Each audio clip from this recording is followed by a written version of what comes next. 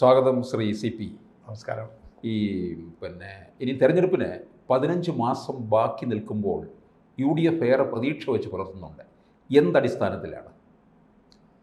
UDFൻ്റെ നമ്മുടെ ഒരു progress card, political progress card നമ്മൾ നോക്കുന്ന സമയത്ത് കഴിഞ്ഞ തവണ നമുക്ക് കിട്ടിയ വോട്ടുകൾ, അതാണല്ലോ താങ്കൾ ചോദിച്ചതിൻ്റെ അർത്ഥം. 40% വോട്ട് തോറ്റപ്പോഴും കിട്ടിയിട്ടുണ്ട്. 40 സീറ്റിലേക്ക് ഞങ്ങൾ ചുരുങ്ങിയപ്പോഴും 40% തൊട്ട് താഴെ വോട്ട് 39% ഉണ്ട്. ഒരു 3% പ്രശ്നം മാത്രമേ ഞങ്ങൾക്ക് LDF-നിടയിലുള്ളൂ, സീറ്റുകളുടെ എണ്ണത്തിൽ വളരെ വ്യത്യാസം ഉണ്ടെങ്കിലും. അത് കഴിഞ്ഞ് പാർലമെൻറ്റിലേക്ക് വന്നപ്പോഴോ ബഹുദൂരം ഞങ്ങൾ മുന്നോട്ട്, പക്ഷേ പാർലമെൻറ്റ് ഞങ്ങൾ ഗൗരവത്തിൽ എടുക്കുന്നില്ല എന്നുള്ളത് വേറൊരു പാറ്റേൺ ആയിട്ട് നമുക്ക് കണക്കാക്കാം. എന്നാൽ ബൈ ഇലക്ഷനുകൾ ഓരോന്നെടുത്ത് നോക്കുമ്പോഴും, ഇപ്പോൾ നമുക്ക് ഉമ്മൻചാണ്ടി മരിച്ചതിൻ്റെ സമ്പതി കൊണ്ടാണ് എന്ന് പറഞ്ഞാലും 80,000 വോട്ട് പുതുപ്പള്ളിയിൽ കിട്ടുക എന്നുള്ള അത്ഭുതമാണ്. 80,000 വോട്ട്സ് കിട്ടി. ഞാൻ ഭൂരിപക്ഷം പറയുന്നില്ല. അതേപോലെ തന്നെ തൃക്കാക്കരയിലും ഷുവർ ഒരു സീറ്റാണ് UDFൻ്റെ. അവിടെയും വലിയ പ്രതീക്ഷയോടെ മുഖ്യമന്ത്രി KV തോമസിനെ അടക്കമുള്ള ആൾക്കാരെ അപ്പുറത്തേക്ക് കൊണ്ടുപോയി നിങ്ങൾക്ക് പറ്റിയ അബദ്ധം തിരുത്താനുള്ള സമയമാണ് എന്ന് പറഞ്ഞു. മുകളിൽ കൂടെ കേരയിൽ വരും, താഴെ കൂടെ മെട്രോ വരും എന്നൊക്കെ പറഞ്ഞ് വലിയ പ്രതീക്ഷയിലായിരുന്നു അവർ, അല്ലാതെ ഒരു ലൂസിങ് ബാറ്റിലായിരുന്നില്ല. അത് കഴിഞ്ഞ് നടന്നിട്ടുള്ള 2 തെരഞ്ഞെടുപ്പാണ് പാലക്കാടും ചേലക്കരയും. അതിൽ തോറ്റ ചേലക്കരയെക്കുറിച്ച് പറയാം. ചേലക്കരയിൽ 84,000 വോട്ടാണ് അന്ന് LDFന് പോൾ ചെയ്തിട്ടുള്ളത്. അത് 64,000 ചുരുങ്ങി. അതിൻ്റെ അർത്ഥം ഞങ്ങൾ ജയിച്ചു എന്നല്ല, ഞങ്ങളിപ്പോഴും 12,000 ലാഗ് ചെയ്യുകയാണ്. പാലക്കാട് 18,000 വോട്ടായിട്ട് ഭൂരിപക്ഷവും കൂടി ആകെ ലഭിച്ച വോട്ടും 58,000 വർദ്ധിച്ചു. BJP 40,000 തൊട്ട് താഴെ വന്നപ്പോൾ അതിൻ്റെയും താഴെ 3-ാം സ്ഥാനം കൊണ്ട് ഒരു ഉപതെരഞ്ഞെടുപ്പിൽ CPMന് തൃപ്തിപ്പെടേണ്ടി വന്ന അപൂർവം തെരഞ്ഞെടുപ്പുകളാണോ അത്, അല്ലേ? അവിടെ ജയിച്ച മണ്ഡലമാണ് പണ്ടൊക്കെ. ഒരു കാലത്ത് കുത്തകയായിരുന്നു. എന്നാലും മാറി വരാം. CPMന് ഒരു പരിചിതമല്ലാത്തൊരു ഭൂമികയല്ല അത്, ഈ പറയുന്ന പാലക്കാട് മണ്ഡലം. അവിടെ കോൺഗ്രസ് എന്ന ഒരാളെ കാലുമാറ്റി കൊണ്ടുപോയി. അതും ഉപതെരഞ്ഞെടുപ്പിൽ ആദ്യമായിട്ട് നമ്മൾ കാണുക. ഉപതെരഞ്ഞെടുപ്പിൽ KPCCയുടെ ഒരു ചെറുപ്പക്കാരനായ നേതാവിനെ കൊണ്ടുപോയി. അപ്പോൾ ഇതൊരു പ്രോഗ്രസ് കാർഡാണ്. മറ്റൊന്ന് നമ്മൾ കാണുന്ന വയനാട് തിരഞ്ഞെടുപ്പിൽ വലിയ ഭൂരിപക്ഷത്തിൽ ജയിച്ചു എന്നുള്ളതിനേക്കാൾ ഉപരി LDFന് എത്ര വരെ താഴേക്ക് പോകാം എന്നതിൻ്റെ ഒരു കണക്ക് നമുക്ക് വ്യക്തമായി. അപ്പം ചില വേനൽക്കാലത്ത് വല്ലാതെ വെള്ളം വലിയുമ്പോഴാണ് ഇത് എത്ര വരെ താഴത്തേക്ക് പോകുന്ന കിണറിൽ നോക്കിയാൽ മനസ്സിലാവും, അല്ലേ? 20% വോട്ടാണ് കിട്ടിയത്. പോൾ ചെയ്ത വോട്ടിൻ്റെ 20% വോട്ടാണ് കിട്ടിയത്. അതിൻ്റെ പകുതിയിലധികം BJPക്ക് കിട്ടി. അപ്പോൾ 100 ആൾ പോൾ ചെയ്തപ്പോൾ 20 ആളെ എന്ത് വന്നാലും LDFന് വോട്ട് ചെയ്യുന്ന 20% വോട്ടേ ഉള്ളൂ എന്ന് വന്നു. എന്ന് മാത്രമല്ല, അവിടെ മത്സരിച്ചതാരാ? സത്യം മൊകേരി ഏതാനും 2-3 തെരഞ്ഞെടുപ്പുകൾക്ക് മുമ്പ് ഷാനവാസിനോട് ഏറ്റുമുട്ടിയപ്പോൾ 15,000 വോട്ടിനാണ് തോറ്റത്. അതേ മണ്ഡലത്തിൽ. അപ്പോൾ സത്യം മൊകേരി എന്നുള്ള കാൻഡിഡേറ്റിനെ കൊണ്ടുവന്നതിനാണല്ലോ. പക്ഷേ ദയനീയമായിട്ട് തോന്നി. അപ്പോൾ എന്ന് പറഞ്ഞാൽ UDF ഒരു മിനിമം ഉണ്ട്. UDFന് ഞാൻ പറഞ്ഞല്ലോ, 40 സീറ്റ് കിട്ടുമ്പോഴും നമുക്ക് 40% വോട്ടിനടുത്ത് കിട്ടിയിട്ടുണ്ട്. ഞങ്ങളങ്ങനെ ദയനീയമായ സ്ഥിതി കഴിഞ്ഞ വർഷം ഉണ്ടായിട്ടില്ല. ഇത്തരം കാരണങ്ങൾ കൊണ്ടും പഞ്ചായത്ത് ഉപതെരഞ്ഞെടുപ്പുകൾ എടുത്ത് നോക്കുകയാണെങ്കിൽ പോലും ഞങ്ങൾ വളരെ പുറകിലല്ല, പലപ്പോഴും പകുതിയിലധികവും പിടിച്ചു നിൽക്കുന്നുണ്ട്. ഈ അർത്ഥത്തിൽ നമ്മൾ നോക്കുമ്പോൾ അടുത്ത തെരഞ്ഞെടുപ്പിൽ ഞങ്ങൾക്ക് ജയിക്കാനുള്ള സാധ്യത ഉണ്ട്. അപ്പോൾ അനുകൂല ഘടകങ്ങൾ എന്തെല്ലാമാണെന്ന് പറയാൻ പറ്റും? അനുകൂല ഘടകങ്ങൾ എന്ന് പറയുന്നത്, ഒന്ന്, UDFൻ്റെ ഈ 4-5 വർഷക്കാലത്തെ പ്രവർത്തനങ്ങളിൽ പലരും പ്രതീക്ഷിച്ചത് UDF ശിഥിലമായി പോകും. ഈ കോൺഗ്രസ്സിലൊന്നും ആരും ഉണ്ടാവില്ല, ചെറിയ പാർട്ടികളൊക്കെ ഡിഫങ്ക്റ്റ് ആകും, ലീഗിന് ഭരണമില്ലാതെ നിൽക്കാൻ പറ്റില്ല, കേരള കോൺഗ്രസ്സിലെ മാണി ഗ്രൂപ്പ് അപ്പുറത്തും ജോസഫ് ഗ്രൂപ്പ് ഇപ്പുറത്തുമായി നിന്നാൽ ജോസഫ് ഗ്രൂപ്പ് എങ്ങനെ പ്രവർത്തിക്കും, ഇങ്ങനെയുള്ള ഒരുപാട് അപ്രിഹെൻഷൻസ്, ഒരുപാട് സംശയങ്ങളുണ്ടായി. മണി ഗ്രൂപ്പ് വരാനുള്ള സാധ്യതയും ഉണ്ട്. അതവിടെ നിൽക്കട്ടെ. ഞാൻ പറഞ്ഞു വന്നത്, ഞങ്ങളുടെ ഒരു പാർട്ടിയും ഫിസിൽ ഔട്ട് ചെയ്തില്ല. പക്ഷേ കെ കരുണാകരൻ്റെ മകളെയും എ കെ ആന്റണിയുടെ മകനെയും പോലും BJP പറിച്ചെടുത്തു. ഇപ്പോൾ വല്ല ഇമ്പാക്റ്റും ഉണ്ടോ അതിന്? ഇപ്പോൾ അവർ BJPയിലുണ്ടോ? ഞാനൊരു തമാശയ്ക്ക് ചോദിക്കുകയാണ്. അപ്പോൾ ആ ഇമ്പാക്റ്റ് ഇല്ല. എ കെ ആന്റണിയുടെ മകനെ പാർലമെൻറ്റിൽ സ്ഥാനാർത്ഥിയാക്കി. പക്ഷേ വന്ധ്യവയോധികനായിട്ടുള്ള എ കെ മകനെതിരെ പ്രസംഗിക്കാനായിട്ട് അവിടെ ചെന്നു. നല്ല ഭൂരിപക്ഷത്തിന് തോറ്റുപോയി അവിടെ. അപ്പോൾ അതുകൊണ്ട് ഐക്യജനാധിപത്യ മുന്നണി കഴിഞ്ഞ തെരഞ്ഞെടുപ്പിൽ തോറ്റെങ്കിലും ഈ തെരഞ്ഞെടുപ്പിൽ അധികാരത്തിൽ വരാനുള്ള എല്ലാ സെറ്റാണെന്നാണ് ഞങ്ങൾ കരുതുന്നത്. പക്ഷെ ഞങ്ങൾക്ക് വെല്ലുവിളികളില്ലെന്നോ, ഇതൊക്കെ ഇനി എന്താ ഒരു കേക്ക് വാക്കാണ്, വെണ്ണ മുറിക്കുന്ന ലാഘവത്തോടു കൂടി എടുക്കുക എന്നുള്ള തെറ്റിദ്ധാരണയൊന്നുമില്ല. പക്ഷേ BJP ഒരു സ്പേസ് ഉണ്ടാക്കുന്നുണ്ട്. അതാണ് പോയിന്റ്. അതായത് ആ കാര്യത്തിൽ ഞങ്ങൾക്ക് തീർച്ചയായും ആശങ്ക എന്ന വാക്ക് ഞാൻ ഉപയോഗിക്കുന്നില്ലെങ്കിലും അതീവ ശ്രദ്ധ ഉണ്ട്. കാരണം ഇപ്പോൾ നമുക്ക് ചേലക്കര തന്നെ എടുക്കാം. നമ്മൾ തോറ്റത് പറയുന്നതാണല്ലോ എളുപ്പം. എന്തുകൊണ്ട് ചേലക്കരയെ തോറ്റു? ചേലക്കരയിൽ കഴിഞ്ഞ പ്രാവശ്യം 84,000 വോട്ട് LDFന്, ഇത്തവണയോ 64,000. ചെറിയ മാറ്റമല്ല അല്ലേ? പക്ഷെ BJPക്ക് 33,000 വോട്ട് കിട്ടി. ഞങ്ങൾക്ക് 52,000 കിട്ടി. രണ്ടും കൂടെ 85,000. അപ്പോൾ 85,000 ആളുകൾ ചേലക്കരയിൽ ഈ ഗവൺമെൻറ്റിനെതിരെ വോട്ട് ചെയ്തു. അവർക്ക് 64,000. പക്ഷെ അത് ഈ നാളികേരം പൊളിച്ച പോലെ 2 കഷ്ണമാകുന്നതോടുകൂടി LDFനവിടെ ബെനിഫിറ്റ് വന്നു അല്ലേ? പാലക്കാട്ടത്തെ സ്ഥിതി എടുത്ത് നോക്കൂ. ഈ ഗവൺമെൻറ്റിന് ആകെ എത്ര ആൾ വോട്ട് ചെയ്തു? 37,000 ആണ് വോട്ട് ചെയ്തത്. എതിർത്ത് വോട്ട് ചെയ്തതോ ജയിച്ചതും 2ാം സ്ഥാനവും 1ാം സ്ഥാനവും കൂടെ കൂട്ടിയാൽ ഏതാണ്ട് 1,00,000 വോട്ടായില്ലേ?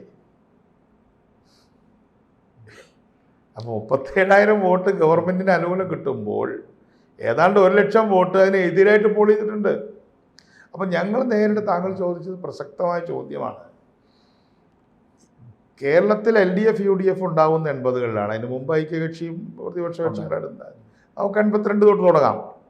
82, 87, 91, 96, 2001, 2006 വരെയുള്ള ഒരു 10-14 വർഷം കഴിയുമ്പോൾ അതുവരെയുള്ള സംഗതിയിൽ BJP ഒരു നെഗ്ലിജിബിൾ ഫോഴ്സായിരുന്നു. അപ്പോൾ ഒരു ത്രികോണ മത്സരം നടക്കുന്ന കുറച്ച് മണ്ഡലങ്ങളുണ്ടാവും. 84 ഇവിടെ കേരളവർമ്മ രാജ മത്സരിച്ച് ഒരു ത്രികോണ മത്സരം ഉണ്ടായി. അതിൽ ഒരു മണ്ഡലത്തിൽ, ഈസ്റ്റ് മണ്ഡലത്തിൽ ഹിന്ദു മുന്നണി 2ാം സ്ഥാനത്ത് വന്നു. അതിനെ ചൊല്ലിയാണല്ലോ ബദൽ രേഖയും പോളിറ്റ് ബ്യൂറോ കത്തും CMB ഒക്കെ ഉണ്ടാവുന്നതിന് ശേഷമാണല്ലോ. അപ്പോൾ അന്ന് ചില മണ്ഡലങ്ങളിൽ 3ാം സ്ഥാനത്ത് പോയി. അതാണ് EMSനെ ഞെട്ടിച്ചൊരു സംഭവം. തിരുവനന്തപുരം ഈസ്റ്റ് മണ്ഡലത്തിൽ കേരളവർമ്മ രാജ എന്ന ഹിന്ദു മുന്നണി സ്ഥാനാർത്ഥി 2ാം സ്ഥാനത്ത് വന്നത് ഭയങ്കര ഒരു പ്രശ്നമായിട്ടാണ് കണ്ടത്. അങ്ങനെയാണ് പിന്നെ അഖിലേന്ത്യാ മുസ്ലിം ലീഗിനെ ബലി കൊടുത്ത് നമുക്കത് ശക്തിപ്പെടുത്തണം എന്നൊക്കെ പറഞ്ഞത്. പക്ഷെ ഇന്ന് കേരളത്തിലാകെ BJPയുടെ സ്ട്രെങ്ത് വലുതായതിൻ്റെ ഫലമായിട്ട് മിക്കവാറും മണ്ഡലങ്ങളിൽ BJPക്ക് 20,000-ന് മുകളിൽ വോട്ടുണ്ട്. അത് 25 ഉള്ളതുണ്ട്, 30 ഉള്ളതുണ്ട്, ചിലത് 40 ഉള്ളതുമുണ്ട്. അപ്പോൾ പാലക്കാട് തന്നെ കഠിനമായ മത്സരം നടന്നിട്ടും 39,000 ചില്ലാനും വോട്ട് കിട്ടിയില്ലേ? കഴിഞ്ഞ പ്രാവശ്യം 50,000 ആയിരുന്നു നമ്മുടെ മെട്രോ ശ്രീധരേട്ടൻ മത്സരിച്ച സമയത്ത്. അപ്പോൾ അതുകൊണ്ട് BJPയുടെ ഈ ഒരു വരവ് സഹായിക്കുന്നത് LDFനെയാണ്. LDFനെതിരായ വോട്ടുകളെ ശിഥിലമാക്കുക എന്ന പണിയാണ് ഞാൻ BJP എന്നുള്ള പാർട്ടികൾ പേരിടണ്ട. ഓക്കെ, ABC എന്നോ, നിങ്ങളുടെ പേര് ABC എന്നാണല്ലോ, XYZ എന്നിടാം. അല്ല, പേര് പറയാമല്ലോ, അല്ല പറയുമ്പോൾ നമുക്കൊരു ഭാരം വേണ്ട. Xനെതിരായി Yയും Zും ചേർക്കുമ്പോൾ വലിയ വോട്ടുണ്ട്. പക്ഷേ X പല സ്ഥലത്തിൽ കൂടെയും ഈ വയ്യും സെറ്റും തമ്മിലുള്ള തർക്കത്തിൽ രക്ഷപ്പെട്ടു പോകുന്നു. അല്ല, അപ്പോൾ ഈ BJP അങ്ങനെ വോട്ട് വിഹിതം വർദ്ധിപ്പിക്കുന്നത് UDFിൻ്റെ പ്രതീക്ഷയ്ക്കൊരു മങ്ങൽ ഉണ്ടാക്കത്തില്ല? UDF ഗൗരവത്തിൽ കാണേണ്ട കാര്യമാണ്. അതുകൊണ്ടാണ് ഞാൻ ഈയിടെ ഒരു അഭിമുഖത്തിൽ പറഞ്ഞല്ലോ, BJP ഒരു കക്ഷി മാത്രമല്ല. BJP എന്ന പാർട്ടി വളരെ സമർത്ഥമായി PD ജയസിനെ കൂടെ നിർത്തിയിട്ടുണ്ട്. അവർക്ക് നിർത്താൻ പറ്റുന്നൊരു പാർട്ടി എന്ന രീതിയിൽ. എന്നാൽ അർഹിക്കുന്ന പരിഗണന കൊടുത്തു വിട്ടിട്ടുമില്ല. PD ജയസിന് അതുകൊണ്ട് പ്രത്യേകിച്ച് കാര്യമൊന്നുമില്ല. അത് PD ജയസിൽ ഇപ്പോൾ ചർച്ചകൾ വന്നിട്ടുണ്ട്. ഈയിടെ കോട്ടയം ജില്ലാ കമ്മിറ്റിയൊക്കെ എന്തോ പറഞ്ഞു. അത് നമ്മുടെ വിഷയമല്ല, അത് അവരുടെ ആഭ്യന്തര പ്രശ്നമാണ്. PD ജയസിനെ കൂടെ നിർത്തിയതിൻ്റെ ബെനിഫിഷ്യറി BJP ആണ്. ഇപ്പോൾ സുരേഷ് ഗോപി ജയിച്ചു. ഇപ്പോൾ ചില ആളുകൾ പറയുന്നുണ്ട് അവിടെ കുറച്ച് കത്തോലിക്കർ സുരേഷ് ഗോപിക്ക് വോട്ട് ചെയ്തു, അതുകൊണ്ടാണ്. കുറച്ച് ആൾക്കാർ എവിടെയെങ്കിലും ചെയ്തിട്ടുണ്ടാവും, ഇല്ലയെന്ന് ഞാൻ പറയണില്ല. ഒരു 0.5% 1/4% ആൾക്കാർ ചെയ്തിട്ടുണ്ടാവും. പക്ഷേ ഈ തൃശ്ശൂർ ജില്ല എന്നൊക്കെ പറയുന്നത്, ഇപ്പം നമ്മൾ തിരുവനന്തപുരത്തല്ലേ ഇരിക്കുന്നത്, എന്നാലും CPക്ക് പ്രധാനപ്പെട്ട ഒരു തട്ടകമാണല്ലോ. എനിക്ക് നന്നായിട്ട്, ഞാൻ ജനിച്ചു വളർന്ന സ്ഥലമല്ലേ. അതെ. ഈ തൃശ്ശൂർ ജില്ലയിലെ പല മണ്ഡലങ്ങളും, തൃശ്ശൂർ പാർലമെൻറ്റിലെ മണ്ഡലങ്ങളിൽ OBC എന്നുള്ള വാക്കേ ഞാൻ ഉപയോഗിക്കുന്നുള്ളൂ. വളരെ പ്രധാനമാണ്. ഇഴവ, ധീവര, വിശ്വകർമ്മ തുടങ്ങിയിട്ടുള്ള ആളുകൾ വലിയ തോതിലുണ്ട്. അപ്പം മാള മണ്ഡലത്തിൽ നിന്ന് തന്നെ അവിടെ നിന്നൊരിക്കൽ ജയിച്ചത് വിശ്വകർമ്മ വിഭാഗത്തിൽപ്പെട്ട സ്ഥാനാർത്ഥിയല്ലേ ജയിച്ചത്, TU രാധാകൃഷ്ണൻ. അതേപോലെ തന്നെ കഴിഞ്ഞ MP പ്രതാപൻ ധീവര സമുദായത്തിൻ്റെ വോട്ട് കൊണ്ട് ജയിച്ചതല്ല, സമുദായത്തിൽപ്പെട്ട ആളാ അല്ലേ? അതെ.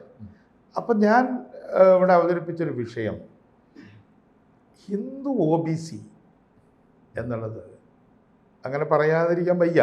OBC 3 തരത്തിലുള്ള OBC ഉണ്ടല്ലോ, വളരെ ഇമ്പോർട്ടൻ്റ് ആണ്. അപ്പോൾ അവരുടെ ഒരു പിന്തുണ ആർജിക്കേണ്ടത് വളരെ അത്യാവശ്യമാണ്. അതേസമയം Muslim community as such OBC വിഭാഗത്തിലാണ് പെടുന്നത്.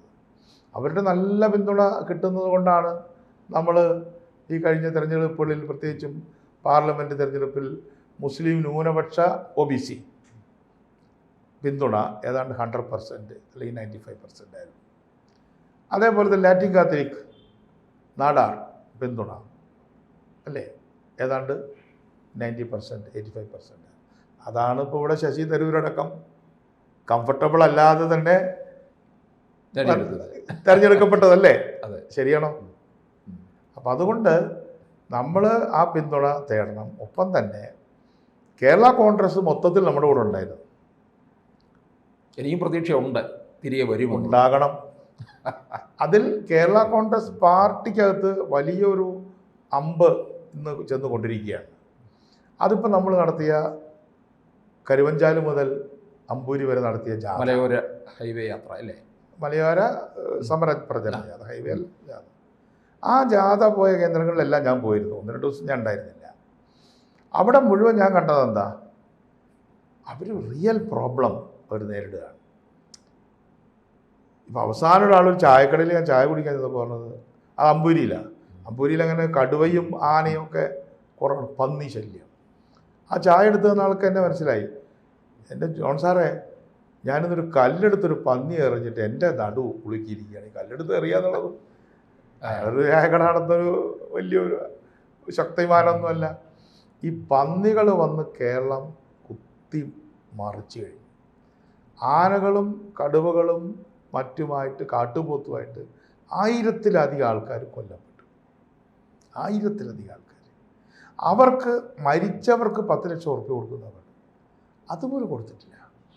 ഞങ്ങൾ ജാഥ തുടങ്ങിയ സമയത്താണ് ഒരു കടുവ, രാധ എന്ന് പറഞ്ഞൊരു സ്ത്രീയെ പിടിച്ച് തിന്നു. പക്ഷെ ഏറ്റവും ദയനീയമായിട്ടുള്ള കാര്യം ആ കടുവയുടെ പോസ്റ്റ്മോർട്ടമാണ്. ആ കടുവയുടെ പോസ്റ്റ്മോർട്ടത്തിൽ ആ സ്ത്രീയുടെ കമ്മൽ കണ്ടുകിട്ടി. അത് കേരളം ഞെട്ടലോടുകൂടിയാണ് കേട്ടത് അല്ലേ. ഞാൻ ആ വീട്ടിൽ പോയിരുന്നു, പ്രിയങ്ക ഗാന്ധി വരെ ആ വീട്ടിൽ പോയി. ഞാൻ വിചാരിച്ചത് എന്താണെന്നറിയോ, ഇത് മാനന്തവാടിയിൽ എന്ന് പറയുമ്പോൾ മാനന്തവാടിയൊക്കെ കാട് ആണല്ലോ, ഇത് മാനന്തവാടി മുനിസിപ്പാലിറ്റിയുടെ 1-ാം വാർഡാണ്. അപ്പോൾ താങ്കൾ തന്നെ ചിലപ്പോൾ അത് മനസ്സിലാക്കിയിട്ടുണ്ടാവില്ല. ഈ കടുവ പിടിച്ച് തിന്ന സ്ത്രീ താമസിക്കുന്ന വീട് മാനന്തവാടി മുനിസിപ്പാലിറ്റിയുടെ 1-ാം വാർഡ്, ഒരു ചെറു പട്ടണത്തിൽ.